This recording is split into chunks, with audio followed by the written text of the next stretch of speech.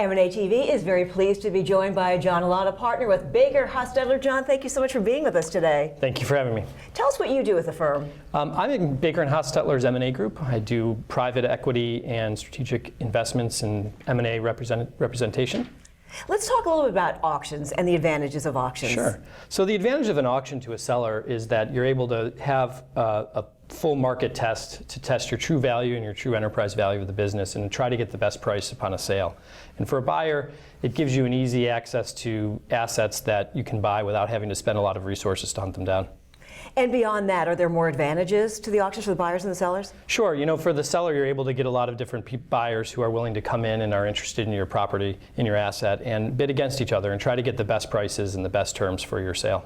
Is this something that you're seeing more of recently? Yeah, over the last few years, we've really seen an uptick in auctions. It's been a very active M&A market, and in particular auctions. It seems like most sellers these days are going through the auction process as a way to try to attract the best value for their business.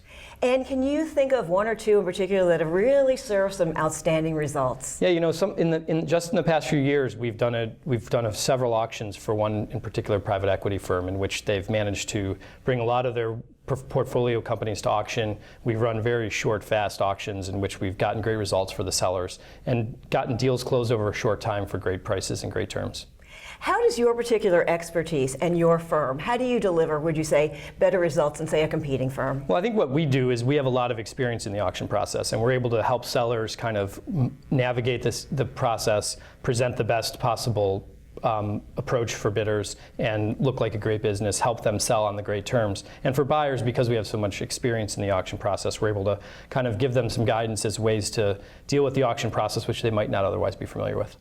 When we look at this globally, are there cultural differences that you have to face and be aware of up front when you're dealing with an auction, say here in the U.S. versus abroad? Yeah, absolutely. You know, here in the U.S. it tends to be a much faster process. It tends to be a little more intense, and you know, abroad it's kind of a little bit more laid back. The interesting auctions are the ones that have which most auctions do these days, is have businesses on both internationally and the U.S., and kind of navigating that is quite a challenge. Do you see more activity in the auctions that skew higher financially, you know, in price, or lower? A little bit of both. It really just depends. You see different participants in both. You know, the larger the enterprise value of the business in the auction, you tend to get kind of a faster process. You get a little more pressure on the bid stage of the auction versus post-bid. And then in the lower, smaller size auctions, there's a lot more of activity post-bid than there is the other way around.